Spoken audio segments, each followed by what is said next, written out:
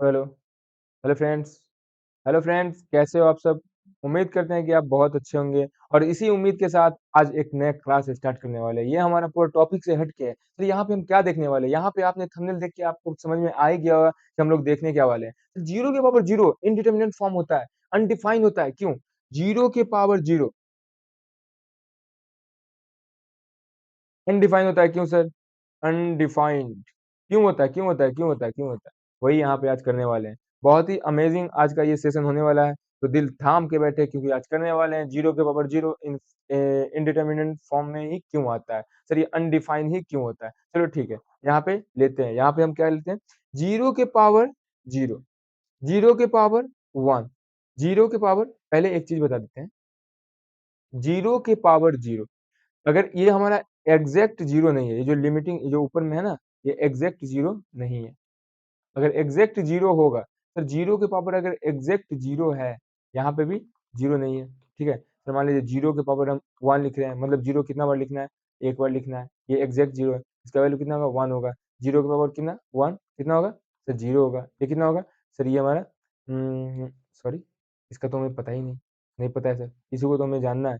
Zero के power to कितना होता है? सर जीरो होता है। जीरो के पावर थ्री कितना होता है? सर जीरो होता है। क्यों? क्योंकि जीरो को तीन बार लिखना होता है। Zero into zero into zero. Sir zero को कितना बार मल्टीप्लाई कर लीजिए, जीरो ही होगा। ओके ना? हाँ सर, ओके, समझ में आ रहा है। जीरो के पावर जीरो इनफाइनाइट क्या होता है, मतलब अनडिफाइंड क्यों होता है, वही देखने वाले हैं। जीरो के पावर वन क्या होगा? फिर से देखो सर, जीरो होगा। जीरो के पावर फाइव क्या होगा? सर जीरो होगा। जीरो के पावर नाइन क्या होगा? सर जीरो होगा। हाँ, बिल्कुल। अब ये दूसरे तरफ देखते हैं। वन के पावर जीरो क्या होगा? सर वन होगा।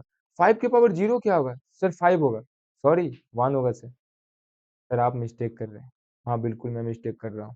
तुम्हें तो ध्यान देना है ना। यहाँ पे क्या होगा? सर वन होगा। यहाँ पे सिक्स के पावर जीरो क्या होगा? वन होगा। नाइन के पावर जीरो क्या होगा? सर वन होगा। अब एक चीज देखो, ये जो हमारा बेस में, ये जीरो हमारा किस में है? सर ये हमारा बेस में है। किस में है? बेस में।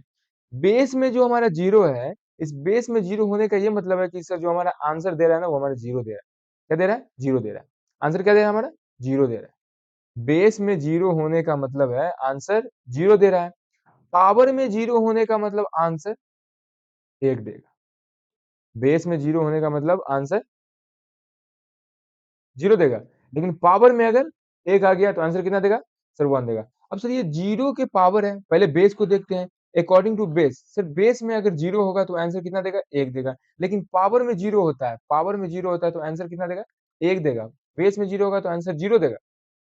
बेस में जीरो होगा तो आंसर जीरो देगा, पावर में जीरो होगा तो आंसर एक देगा।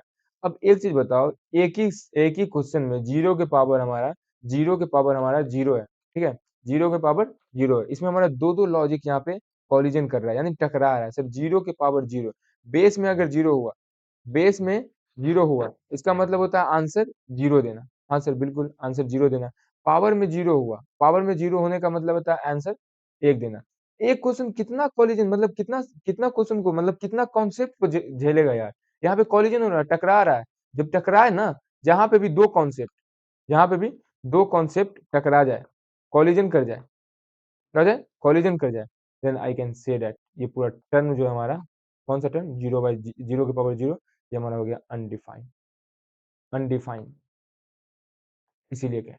क्यों कहते हैं? क्योंकि बेस वाला जीरो तो हमारा जीरो देगा, लेकिन पावर में जीरो होने का मतलब होता है आंसर एक देना। सर बेस का जीरो जीरो देगा, पावर का जीरो वन देगा। सर यहाँ पे आंसर एक भी लिख सकते हैं, जीरो भी लिख सकते हैं। Sir how can it possible?